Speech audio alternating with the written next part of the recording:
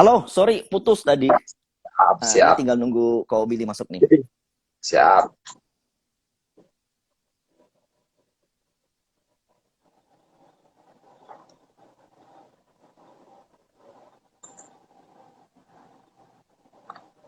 Kayaknya ya.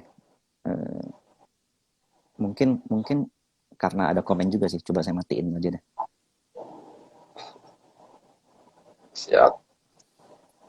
Nah, tinggal Bro Billy aja nih. Sambil nunggu Oke. Bro Billy nih.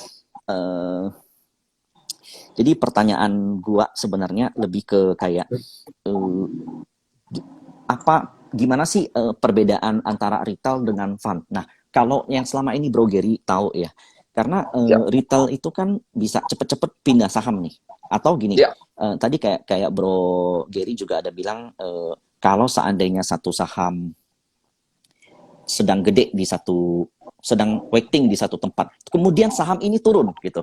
Nah, mungkin Oh ya. nggak sih seorang fund itu melakukan contohnya stop loss? Itu mungkin Oh nggak? ya. Dan kalau seandainya memutuskan stop loss, apakah cerai dengan sahamnya atau masih masuk ke dalam portofolio tapi hanya sedang adjust harganya atau something like that lah.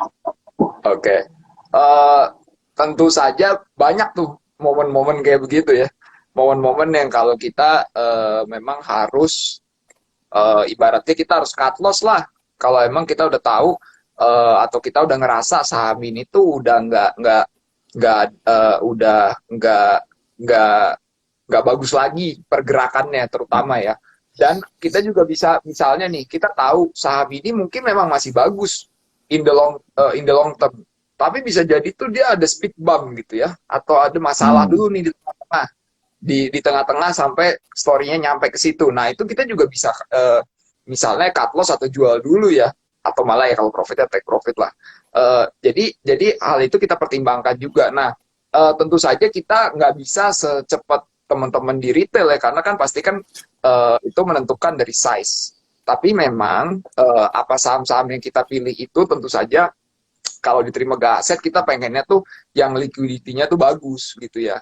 Kenapa sih pengennya liquidity bagus? Supaya ya benar kalau kata Ko Michael tadi ya, kalau udah ada yang kurang bagus ininya kita bisa ikutan kabur lah. Kalau tonton retail kan cepet ya kaburnya, kita juga pengen bisa kabur gitu ya, walaupun kita nggak cepet Oh, sih, tapi kita jadi pengen fun itu bisa kabur juga because kayak bisa kabur juga, seandainya bisa kabur juga. contohnya oke, berarti contohnya Contohnya proyek ya, saham ini bla bla bla, growth perusahaan saham ini oke. Lalu kemudian ternyata di tengah jalan ada sesuatu yang membuat menghalang reason dari kita ya, beli itu. ya, Lalu kita bisa ya. kabur. Nah, itu pertanyaan saya tuh begini.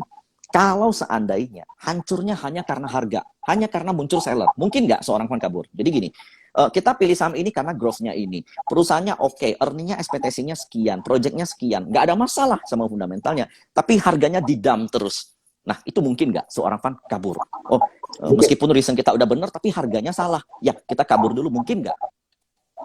Oke, jawabannya mungkin, dan biasanya itu kita harus tanyakan lagi. Biasanya tuh yang paling Hmm, benar itu market loh, bukan kita. yeah. Yang paling Hmm. benar itu market. Jadi kenapa ada orang yang ngedam itu dengan penuh semangat sampai harus menghancurkan harga misalnya? Siapa tahu orang itu tahu sesuatu yang lebih banyak daripada kita. Siapa tahu dia tahu lebih Hmm. banyak. Nah, kita biasanya kalau kayak gitu, kita harus analisis lagi tesis kita nih. Apa yang mungkin salah ya dari tesis kita? Kita nggak boleh tuh ngerasa kita paling bener, udah paling nggak boleh lah.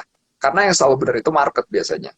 Jadi, jadi kita harus berpikir, jangan-jangan ada yang kita nggak tahu ya, gitu loh. Hmm. Dan Jangan-jangan itu ada yang kita prosesnya, sorry, sorry saya potong. Dan itu prosesnya lama nggak untuk memutuskan buang saham ini? Contoh, let's say, wah ini harganya udah koreksi 14%, 20%. Oke, dalam rapat dalam satu hari buang atau perlu waktu 1 minggu, 2 minggu, perlu jelasin nggak ke komite investasi, jelasin ke klien, jelasin ke apa gitu, perlu nggak kayak begitu?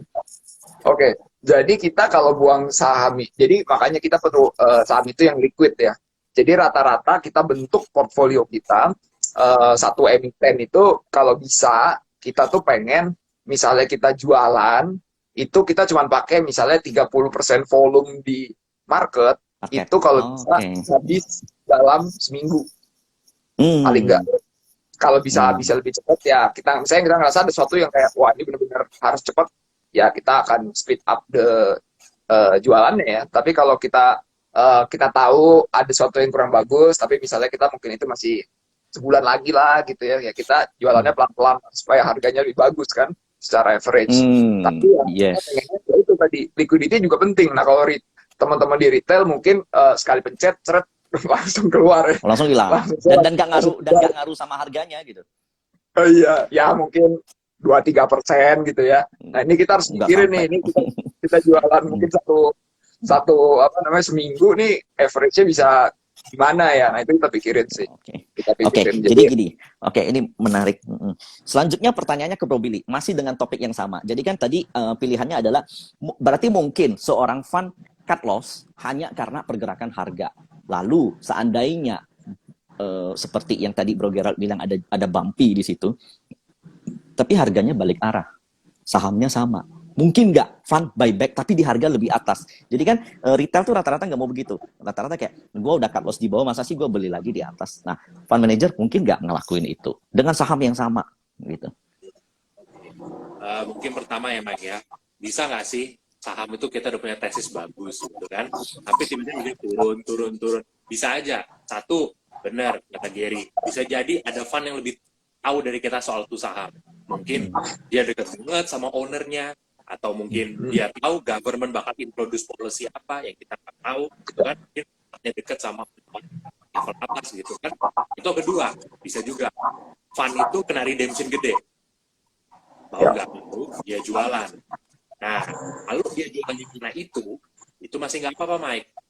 Nggak lama pasti bakal ada buyer masuk step itu. Yeah. Karena gini, misalnya fund level kita udah punya posisi turun. Nah, bisa jadi nanti ada fund yang lebih gede ngeliat, wah ini turun nggak ada kenapa-kenapa. Dia yang dorong kualitas lagi gitu.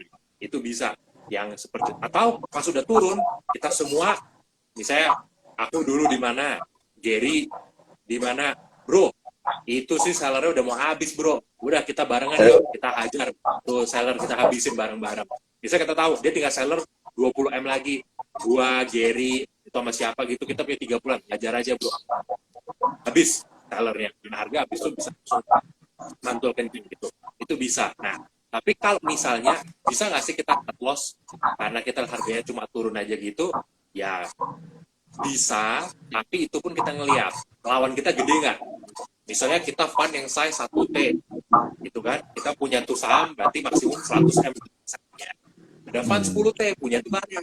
Dia punya misalnya 5%, 500M ya. Kalau 500M ya, dia buang ke pasar ya kita sih Habis. bisa mampu kayak gitu kan. Mungkin kita dulu, itu bisa. Gitu kan. Nah, terus kalau misalnya sellernya udah habis, bisa nggak kita beli lagi di harga lebih tinggi? Ya, bisa-bisa aja. Tapi, between that time, kita kan duitnya pasti kita puterin dulu ya, ya. Gitu, untuk ngisi waktu, duitnya disekolahin lah bahasanya gitu, biar lebih pas masuk lagi kayak gitu. Oke, jadi mengenai bisa, possible, it's possible. Mengenai sekolah duit ini menarik karena itu juga menjadi pembicaraan di retail. Duitnya disekolahin dulu gitu. Contoh, ada saham yang lagi jelek nih, turun banget.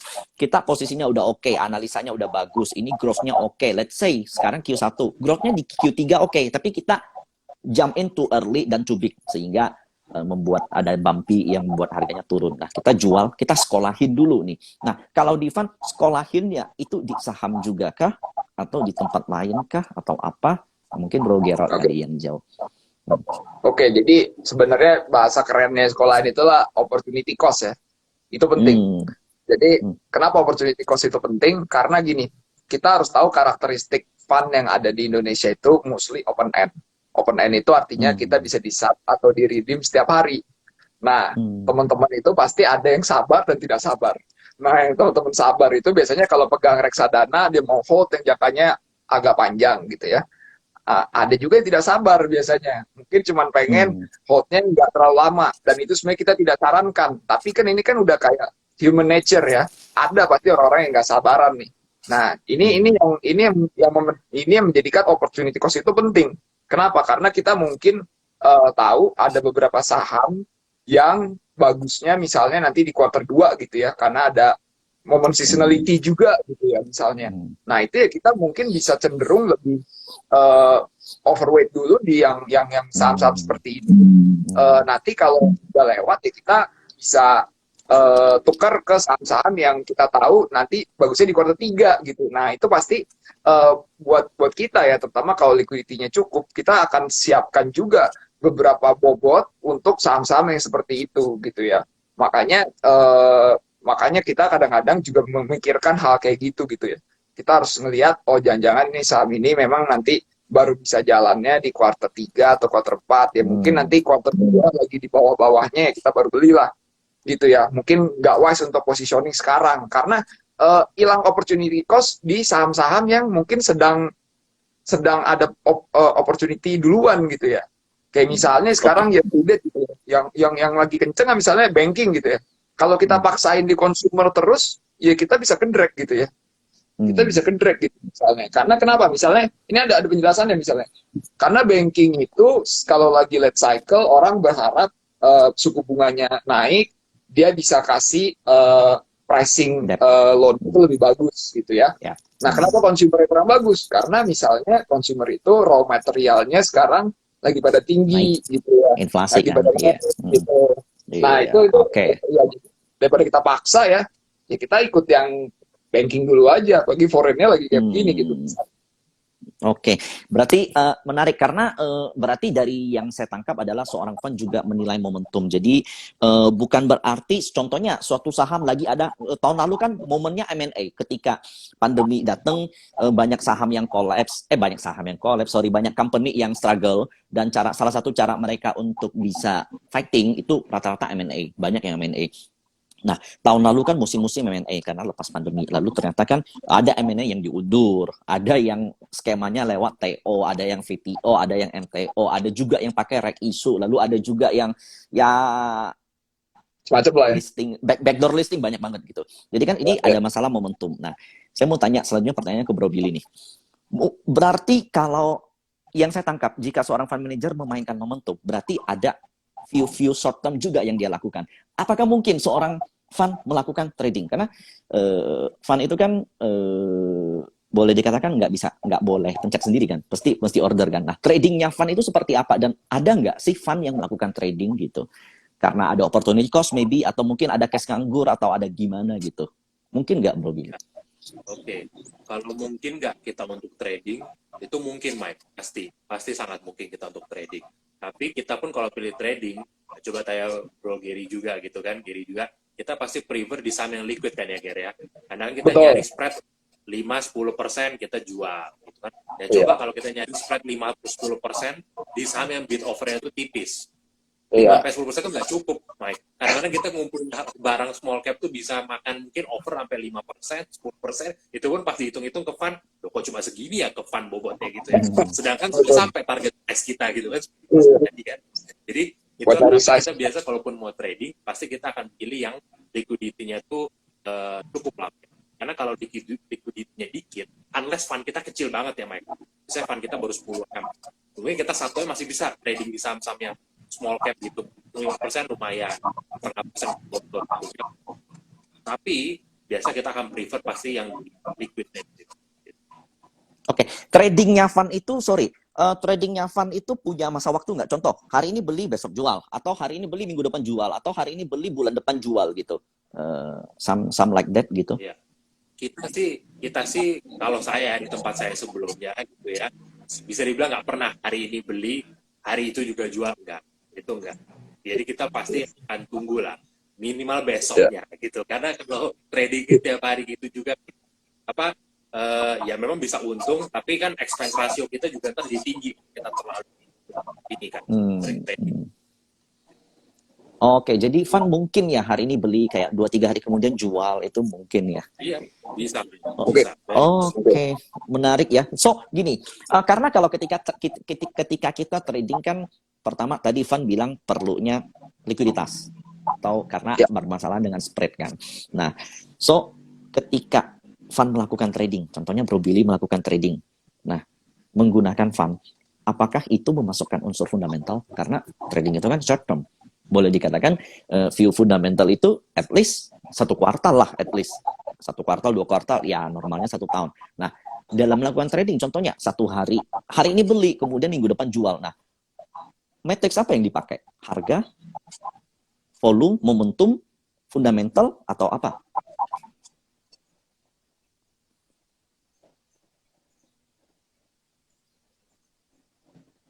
Ke Bro Billy pertanyaannya. Ya. Dulu Mike, tadi kayaknya agak sedikit James. Gimana? Oh, gini. Ketika seorang trader melakukan trading short term, terkadang tuh itu saham apa aja mereka nggak tahu gitu. Ya, Kadang ya. seperti itu. Nah, karena ya namanya short term, ngapain dulu lihat fundamentalnya, sebenarnya seperti itu. Nah, Ya. seorang fan dalam melakukan trading, apakah juga sama? Contoh, liquidnya liquid banget.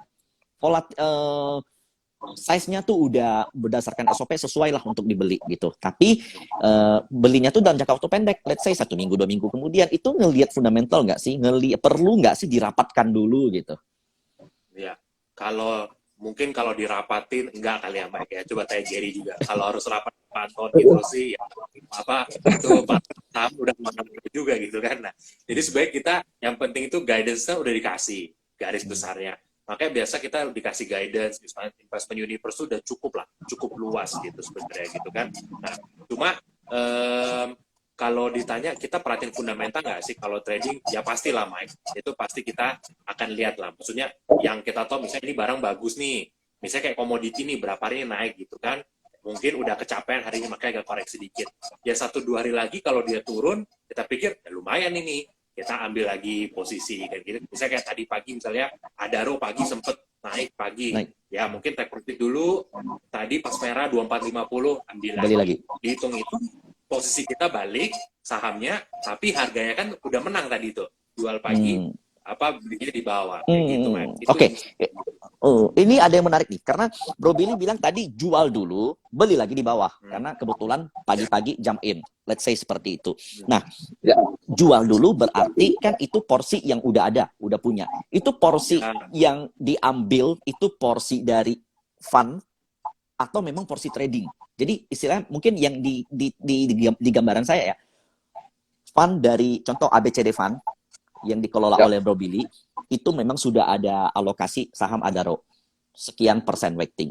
Nah, kemudian harganya kebetulan jump in, dan hari ini Bro Billy pengen trading, pengen cari alpha. Jadi pinjam dulu ke sekuritas, jual, kemudian beli lagi di bawah, jadi kan average-nya bagus. Atau trading yang dilakukan tuh kayak bener-bener dikasih cash untuk trading gitu. Berarti kan ini sejenis pinjam saham sama sekuritas, sejenis pinjam saham sama fund-nya. Gitu. Oh, enggak Mike. Jadi kalau kita bilang kita jual, itu posisi pasti yang udah kita punya, Mike. Gitu. Jadi kayak tadi kita bilang, kita nggak boleh trading pagi kita jual, itu pasti kita udah punya sebelumnya, Mike. Gitu. Jadi kita nggak biasanya short sell gitu, kita. Oke, maksudnya, I know. Maksudnya ketika kita jual, itu porsi yang memang untuk trading atau porsi dari untuk nge-hold gitu.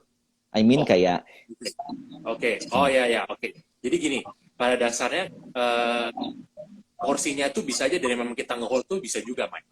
Gitu. Jadi sangat mungkin. Bisa kita pikir, ya kalau udah overextended, pasti nggak retrace dulu 50%. Kita punya, misalnya kita punya sahamnya tuh 8% bobotnya dia running 20%. Bobot kita di 9,6 kan. Kita pikir udah plus nih dengan basis 10%. Kurangin dulu deh 1,6%, balikin lagi ke 8%.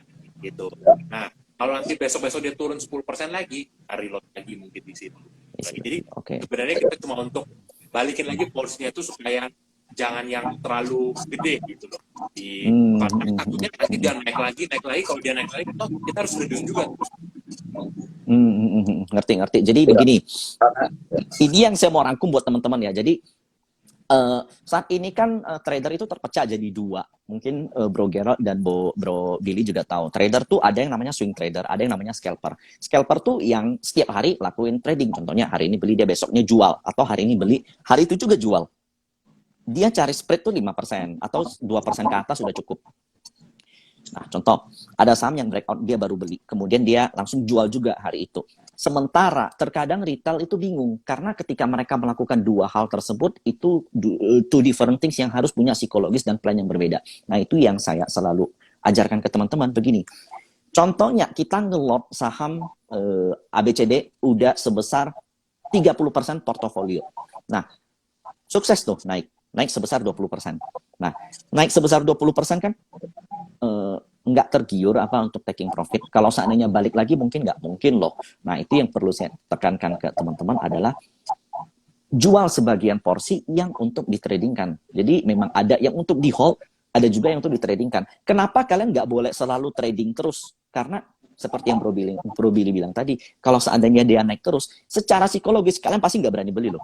Gitu. Contohnya kalian jual di 1.000, kemudian turun bentar ke cuman retrace sebentar 950 lalu kebut lagi ke 1.100, 1.200. Kalau kalian nggak sempat beli, kalian berani nggak beli lagi di harga atas? Jawabannya kan enggak. Jadi memang harus ada porsi yang kalian keep, ada porsi yang kalian tradingkan. Jadi sebenarnya you can combine that style, cuman itu memang takes time karena itu bukan masalah plan juga, tapi itu masalah strategi juga. Jadi itu yang perlu ditekankan ke teman-teman. Jadi memang dalam sebenarnya kalau kita memang ingin proper dalam mengelola portofolio, ya kita bisa belajar dari dua orang yang ada di depan saya ini, karena mereka udah you know lah, mereka kelola itu bukan cuma soal beli jual, mereka ada rules-nya, ada SOP yang memang udah dibuat.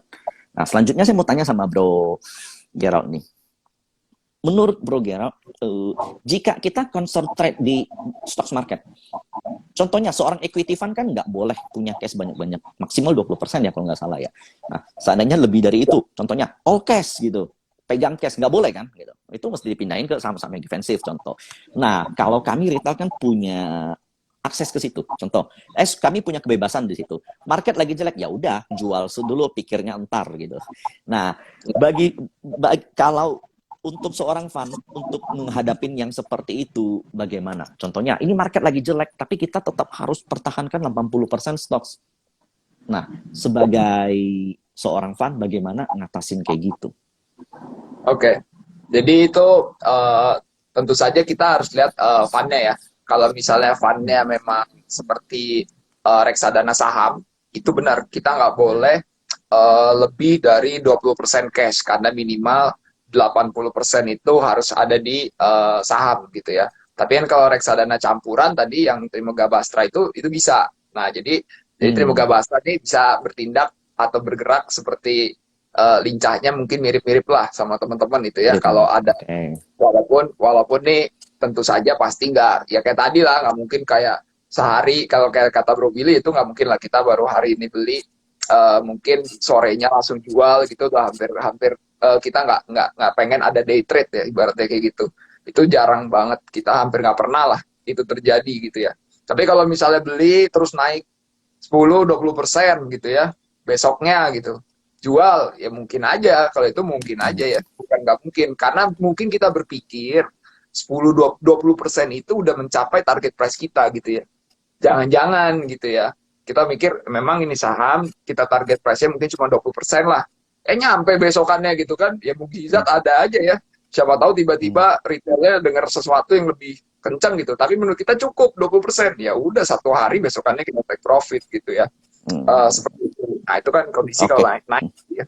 Nah, kalau lagi turun nih kayak tadi ya, itu kan kita gimana kayak misalnya kita menghadapi bear market ya. Misalnya kita tahu yang kayak di COVID gitu ya. Kemarin ya, pastikan marketnya semua tanking. Nah, biasanya kalau yang seperti itu ciri khasnya itu nanti kita tuh sangat membutuhkan liquidity. Kenapa kita sangat membutuhkan liquidity? Karena banyak orang yang panik. Paniknya tuh habis itu ngapain biasanya kalau panik? Mereka melakukan banyak redemption gitu ya, atau jual reksadana gitu ya. Nah, yang biasanya kita lakukan itu adalah memindahkan yang 80% ini kalau bisa kita stay ke liquid stocks gitu ya. Saham-saham yang liquid gitu. Jadi biasanya yang saya lakukan pertama kali kalau mau ke bear market itu adalah jual illiquid. Langsung jual unliquid. Okay. Jual yang nggak liquid. Pindahin ke yang liquid. Oke. Jual nggak liquid dulu gitu ya. Jual nggak liquid, nanti kelihatan nih. Habis itu kita masih ada buffernya. Mungkin setelah jual yang illiquid ternyata mungkin kita hitung-hitung ya, mungkin sahamnya baru 70-an% gitu. Nah, berarti kita harus beli yang liquid. Cari aja kita liquid yang mungkin tidak terlalu terdampak lah dengan impact-nya, misalnya kayak waktu itu misalnya COVID gitu ya. Nah, jadi biasanya yang kita lakukan pertama kali itu gitu, kita jual yang nggak liquid dulu lah gitu ya. Itu yang biasanya menyelamatkan kita, karena yang nggak nanti biasanya kalau misalnya penurunannya yang kayak COVID ya, waktu rebound itu biasanya Cepat. yang liquid dulu yang rebound, Mm-mm. baru yang small mid Mm-mm. gitu loh. Yang liquid dulu. Nggak. Kenapa sih yang liquid dulu? Karena orang berpikir mungkin saham-saham yang liquid ini kecenderungan kan big caps. Big caps itu lebih tahan krisis gitu ya. Nah itu biasanya orang, oh, dia ini nggak mungkin bangkrut lah, langsung dibeli dulu gitu. Nah nanti kalau big capsnya mungkin udah running gitu ya, nah mulai deh kita lihat dari small mid cap ini mana yang paling chance untuk survivalnya makin tinggi gitu ya. Kalau COVID kan mikirnya gitu kemarin, karena mikirnya kan jangan-jangan bisa bangkrut semua ya gitu ya. Nah, kita mikirnya kayak gitu. Nah, itu yang kita lakukan. Jadi, waktu di cycle Ini ya, memang sesuai. Oke. Ini memang sesuai dengan struktur market karena biasanya saham yang jalan atau ketika indeks rebound memang big caps dulu, baru ketika big capsnya udah mulai di taking profit, karena fund itu kan rata-rata kalau udah naik 10-20% at least pasti ada taking profitnya. Nah, biasanya setelah di taking profit pindahlah ke second liner. Nah, kalau zaman-zaman dulu sebelum COVID tuh pokoknya kalau seandainya UNVR udah naik, HMSP udah naik, GGRM udah naik, biasanya tuh pertanda agak bahaya tuh karena karena fund-fund itu kabur ke defensive stocks yang nggak begitu volatil. Nah, betul. jadi kalau dulu tuh biasanya kalau saya lihat UNVR naik, oh kok semua consumer naik, wah ini bisa jadi ada bentar lagi tuh market mau longsor gitu. Nah, tapi Iya. sekarang berbeda. Sekarang nggak ada hubungannya justru. Jadi I think fund udah nggak pindah ke ini ya consumer ya. Mungkin pindah cari tempat perlindungan yang lain gitu. Nah ini ada yang menarik tadi karena Bro Gary bilang soal pindah ke liquid dan unliquid. Nah untuk ini pertanyaannya ke Bro Billy nih. Nah seandainya nih ada saham yang contohnya gainnya tuh potensial banget, let's say 20%, 30% atau 50% sampai beggar, tapi nggak liquid. Oke, let's say nggak liquid. Nah seorang fund kalau ngumpulin seandainya nggak liquid, mungkin nggak sih dia tetap contohnya gini, berarti kan fund ini tuh suka sama sahamnya. Contohnya Bro Billy suka sama saham ini, tapi size-nya tuh nggak mumpuni. Nah, gimana cara ngatasin itu? Tetap ngotot beli kah, tapi dengan posisi kecil atau avoid sama sekali?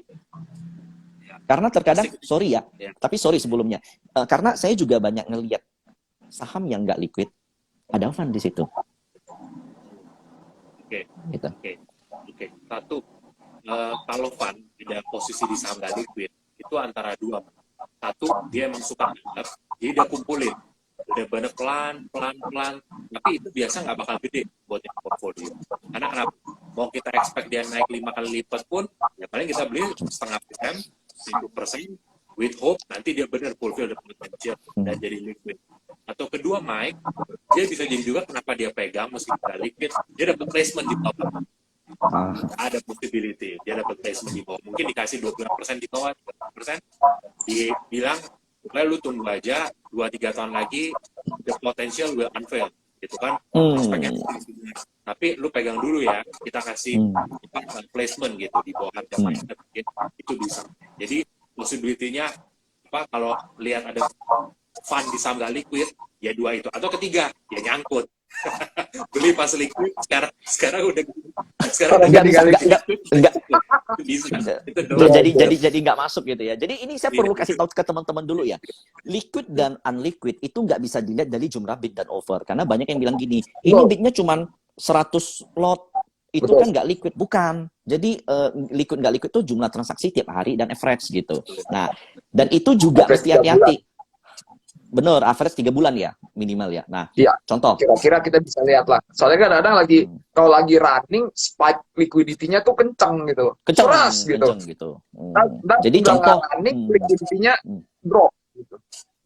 Mungkin contoh ada saham second liner atau third liner yang ketika market jelek tiba-tiba naik, tiba-tiba kenceng, rame tuh perdagangan. Satu hari second liner itu bisa, contoh 100 miliar, 200 miliar, 300 miliar, bahkan sampai 400 miliar tuh mungkin bahkan kalah dengan BBRI yang ketika lagi sepi gitu. Contoh BBRI cuma 50 miliar satu hari, tapi dia tuh bisa ratusan miliar tiap hari. Padahal itu saham unliquid. Saham kecil gitu. Nah, trader ngerasa bahwa, wah ini liquid nih, gua gebuk gede. Hati-hati, karena likuiditas itu nggak dihitung dalam harian, tapi mesti dalam average. Nah, bisa jadi ketika dia sepi, tiba-tiba bidnya hilang, overnya hilang. Terus lot kalian banyak, bingung keluarnya. Kalian keluar ARB, keluar lagi ARB, keluar lagi ARB. Nah, itu hati-hati. Satu. Jadi likuiditas itu ada yang namanya fake liquidity kalau menurut saya. Jadi ketika kalian hanya berfokus pada satu hari atau ketika itu ramai, nah itu berisiko. Karena banyak saham yang ketika di bawah biasanya nggak liquid. Tapi ketika naik, ketika breakout jadi ramai karena muncul di running trade kan, scalper masuk, kemudian liquidity harian masuk gitu. Itu yang perlu teman-teman garis bawahi. Jadi saya selalu menekankan, meskipun saham orang kalau retail tuh ngomongnya gorengan, fund kan nggak gorengan, paling ngomongnya second liner atau third liner atau yang unliquid. Ya. Jadi ketika saham yang market cap-nya kecil, yang geraknya atraktif setiap hari, porsi kalian entry nggak boleh gede karena likuiditas yang ada di situ itu adalah fake liquidity. Dia rame kelihatannya karena memang sedang atraktif, sedang rame diperdagangkan. Tapi itu bisa jadi minggu depan tiba-tiba hilang likuiditasnya. Nah, itu yang perlu diperhatikan. Satu. Yang kedua, saham yang nggak liquid biasanya tuh kalau seandainya lagi dibanting ya banting habis gitu. Karena sekali ada yang mau exit, mau kabur, udah panik-panikan kabur. Itu yang bisa buat kayak ARB berjilid. Nah, yang kayak begitu-begitu yang teman-teman perlu hati-hati. Kalau seandainya ARB berjilid nggak bisa keluar gimana? Contoh, ARB satu hari volumenya 1 miliar doang. Kalian punya 2 miliar, nah gimana cara keluarnya? Nah, tapi kalau kalian punya, let's say, cuman 100 juta atau 50 juta, ya at least untuk keluar masih bisa.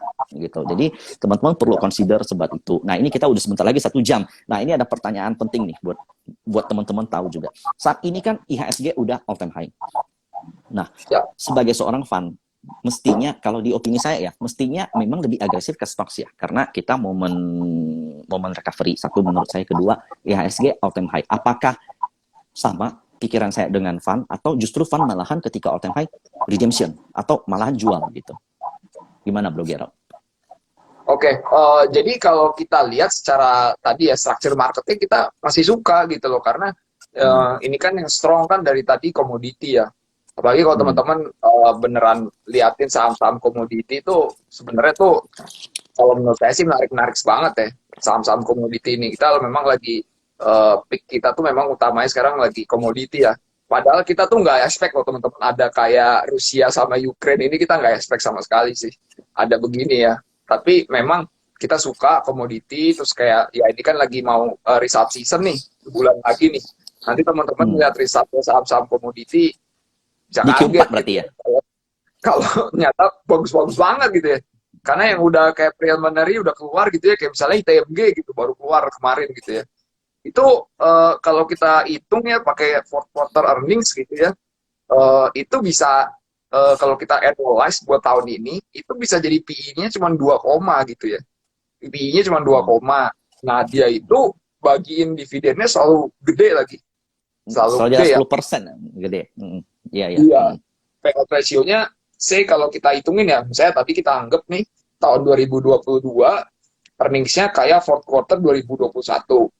Itu kita annualize, PE-nya 2,3. Nah, kalau kita hitung dia nih misalnya kasih payout ratio-nya itu 80%. 80% ya payout-nya ya dari earnings ya. Nggak 100% lah, kita kasih 80% aja. Itu dengan harga ini bisa dapat yield 30%. Tapi dibayarnya 30%.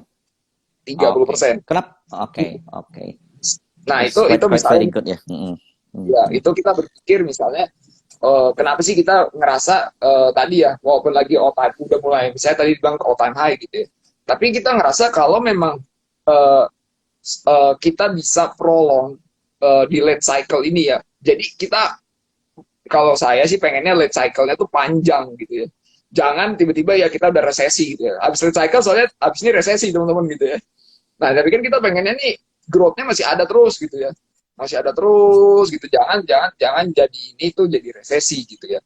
Ya kalau enggak juga sebagai central bank mereka buat apa sih naikin rate terlalu kenceng kalau misalnya memang akhirnya menjadi resesi gitu ya. Karena kan mereka kan nanti harus ngulang lagi dari awal gitu. Nah, kita jadi kalau momennya kayak gini, kita masih pede gitu ya, kita masih yakin. Misalnya nanti menuju all time high ya, kayak kalau ada penurunan ya waktunya beli. Nah masalahnya kalau ada redemption, kita nggak bisa melawan ya, karena kan itu kan kehendak investor. Investor mau jualan dia di all time high ya, kita fulfill lah. Gitu. Oke, menarik banget. Jadi meskipun udah di late cycle, tapi ini late cycle-nya tuh bisa panjang gitu. Dan karena kita bukan merupakan negara komoditas, yang dimana tahun ini ada kecenderungan inflasi naik dan komoditas juga ikut naik, maka we got di stok-stok perusahaan yang ada di bawah naungan IHSG akan bisa potensi untuk mendapatkan earning yang tinggi dan bisa juga membagikan dividen yang tinggi gitu ya. Dan kalau menurut Bro Billy gimana nih menyikapi IHSG yang all time high? Karena ketika IHSG all time high justru banyak saham-saham yang favorit retail dulu sebelum pandemi kayak ICBP, UNVR, HMSP nggak kemana-mana. Nah, what should we do ketika IHSG all time high seperti ini di posisi di pandangan seorang Bro Billy sebagai seorang fund, IHSG all time high ini kita mesti worry karena gini, Bro Billy itu pernah ngomong di grup saya, itu menarik banget kalimatnya. Jadi ketika turun 10%, nanti bisa turun lagi 20%. Ketika turun 20%, nanti bisa turun lagi 30%. Atau ketika naik, ini udah ketinggian. Naik lagi 20%, ini bahaya, bentar lagi tinggi. Jadi itu ada selalu investor yang selalu ketakutan gitu. Nah, jadi itu kalau di pandangan seorang fund. Jadi biar teman-teman tahu nih, ini IHSG all time high. Nah, pandangan dari dua orang di depan saya ini yang seorang fund manager gimana gitu. Gimana Bro Billy? Ya, oke. Mungkin kalau saya kan sekarang udah bukan fund manager lagi ya. Itu udah berakhir kemarin. Coba saya mungkin mau cerita nih yang Bro Gary bilang soal redemption. Itu benar soal redemption. Kan pada saat indeks itu all time high, kita kan expect berarti ini antusiasme, mood, sentimen itu lagi bagus semua. Masalahnya suka ada investor institusi yang redeem, benar nggak ya? Betul. Ya, teman-teman retail juga loh. Retail juga. Kadang-kadang teman-teman retail juga loh. Dia udah nyangkut, dia kalau udah nyangkut gitu kan, mungkin dia pikir setahun kemana-mana, begitu break atas, dia malah jual dulu Mike gitu. Nah, jadi ada yang seperti itu gitu kan, ada juga institusi yang seperti itu. Kalau kita lihat sekarang indeks kondisi sekarang gitu ya, memang saya juga setuju gitu sama Gary ya. Sekarang itu kita jangan terlalu IHSG dulu deh, karena IHSG sekarang lagi tahun kemarin itu sama Indo45 mungkin itu deviasi yang paling jauh nasihatnya, bedanya sampai 10%. Itu jauh banget. Mungkin borong 10%. Buat fund saham mau kejar 1-2% aja itu udah harus dipikirin banget, apalagi kejar 10% gitu kan. Itu kita bisa nggak tidur itu kalau kejar 10% gitu. Nah, jadi di posisi kayak sekarang, it's better kita ngelihat by sektor atau stok gitu kan. Kayak yang Gary bilang benar, di komoditi sekarang. Of course, kalau fund udah overweight di komoditi, kita harap net cycle-nya kayak 2005-2008 ya, kayak 3 tahun. Udah tuh. Beres berkali-kali itu tuh saham komoditi gitu. Jangan kita dapat net cycle-nya tuh model yang 2018 waktu itu. Harganya naik setahun, itu udah balik badan call-nya semua gitu kan. Hancur-hancuran semua gitu. Nah, kalau gitu life cycle-nya kurang enak bilang kayak gitu. Nah, jadi kalau menurut saya ya, di stage market tuh di saham komoditi itu cuma satu yang dia pikirin sekarang.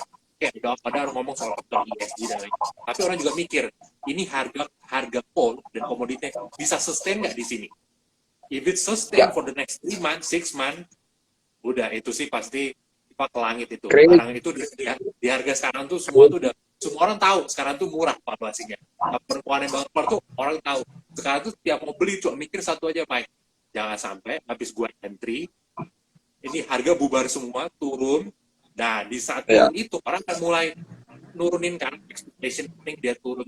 Tapi baik lagi, even lo turun, mau harga call misalnya turun 30-40% dari harga sekarang, yang kayak Gary bilang tadi, sekarang udah PI 2,5. Mau jelek-jelek turun ke berapa? Mau jadi berapa? 7 kali gitu kan, ya masih murah juga. Makanya it's important kita beli nyatu lihat even in the worst, is it still cheap or not? Gitu. Kalau in the worst nanti data turun 30% masih cheap, ini udah beli aja. Lagi ada dividen lagi. Cari di mana lagi nggak Gian? Yang growth dan dividen tinggi itu jarang loh. Growth dan dividen tinggi itu biasa it's two things yang biasa jalan barengan. Itu biasa pasti beda arah ini berdua. Iya, dividen doang, growth doang. Udah lama maksudnya teman-teman mungkin retail yang teman-teman retail terutama ya, yang baru masuk ya setelah COVID period belum pernah nih mengalami yang kayak gini. Maksudnya belum pernah ketemu dividen lagi. Iya. Apalagi kalau dividennya itu yang bisa sampai misalnya 20% gitu ya. Misalnya ya. Ya kalau kita sustain tahun ini misalnya kasarnya ngambil saham cool gitu ya. Nah, tahun ini average-nya 200, ya itu rata-rata mungkin bisa kasih yield nanti 20% gitu. Nah, itu kan dapat dividen yield-nya kayak dapat saham ARA gitu ya. Kalau saham ARA kita harus liatin gitu ya, tiba-tiba wah ini mau breakout kita beli stress ARA gitu ya. Kalau ini kita diem aja, dapat yield terus arah. Maksudnya sebanyak saham arah gitu ya. Sarah, oke. Jadi kalau saya rangkum ya dari pembicaraan kita dari awal sampai akhir, sebenarnya fund dan retail itu sebenarnya punya kesamaan. Pertama, fund juga melakukan trading, tapi enggak dalam waktu harian. Fund juga melihat momentum, yang kemudian fund juga musuh dari fund itu mungkin redemption ya, karena kita tengah bullish di satu emiten, kita tengah profit tapi redemption ya nggak bisa apa-apa. Sementara kalau retail itu punya kebebasan, retail bisa loncat ke sana loncat ke sini, sementara fund itu perlu proses. Nah, yang terakhir adalah ternyata boleh saya asumsikan bahwa view dari seorang fund dan retail itu sebenarnya mirip-mirip. Mungkin kalau dulu ya retail itu ngebacanya berita gitu, berita-berita dari kanal-kanal media. Tapi saat ini retail tuh juga baca riset gitu. Riset-riset dari luar negeri juga retail baca. Jadi kalau kita tanya mereka, retail itu kebanyakan jadi tahu komoditas apa, komoditi super cycle itu apa. Kalau sekitar 3-4 tahun lalu mana ada yang peduli sama The Fed, mana ada yang ngerti sama suku bunga. 3 tahun lalu baca target price-nya aja buka 20 Iya, halaman. benar. Lebih tinggi, Benar. Jadi ini sedikit lebih panjang ya kita live ya. Jadi ketika ada riset dari sekuritas ataupun dari seorang fund, mereka nilai itu target price plus 78%, udah beli tinggalin. Tapi sekarang kita ngajak nih, yuk bareng. Reason dari target price itu apa? Faktor apa yang mereka masukin, valuasi apa, dan mereka pakai metode apa, dan sehingga itu kita perlu tahu. Jadi saya rangkum lagi dari awal, yang paling penting itu pertama, you must do top to down, kemudian bottom up. Jadi ketika kamu punya analisa dari atas ke bawah, kemudian bawah ke atas, kamu akan tahu tuh saham apa yang boleh lu long, saham apa juga yang boleh lu kontra. Jadi mungkin banget seorang fund bahkan punya saham value, tapi punya juga saham tech yang growth yang berbeda. Dan saat ini ada clue yang dikatakan sama teman-teman di depan bahwa you bisa punya saham yang growth, PE-nya murah, tapi juga bagi dividen. Nah, kenapa? Karena itu ada top to down dan bottom up-nya juga oke, adalah komoditas. Nah, jadi I hope teman-teman ngerti kalau saat ini IHSG kita memang all time high, but bukan lagi soal digital bank, bukan lagi soal saham-saham yang hype tahun lalu, tapi hype tahun ini itu sudah pindah ke komoditas. Dan if you want to choose hype yang ada di tahun lalu, maka pilihlah yang memang udah bisa kasih earning, atau minimal dia punya corporate action yang bisa mengcover perlawanan daripada top to down itu. Jadi this one yang jauh lebih penting menurut saya daripada sekedar membaca target price. Karena target price itu kan subjektif. Selain dari subjektif, tadi Bro Gerard bilang, the only right is market. Even seorang fan aja bisa salah. Seorang fan aja bisa cut loss hanya karena harga sahamnya jatuh loh. Hanya karena masalah seller. Padahal perusahaannya baik-baik aja. Apalagi kita retail banyak yang... jadi retail itu ada dua. Kalau menurut saya tuh retail tuh ada 3 ketakutan. Yang pertama, dia takut cut loss. Yang kedua, dia takut nyangkut. Nah, kalau saya tuh tipe yang takut nyangkut. Nah, jadi sementara kalau fan... mendingan cut loss daripada nyangkut. Karena kalau nyangkut liquidity habis sudah. Likuiditas, yes. Jadi saya melihat bahwa fund itu wajar aja kalau dia melakukan cut loss. Dia lebih takut nyangkut karena the maturity of liquidity. Jadi sekian.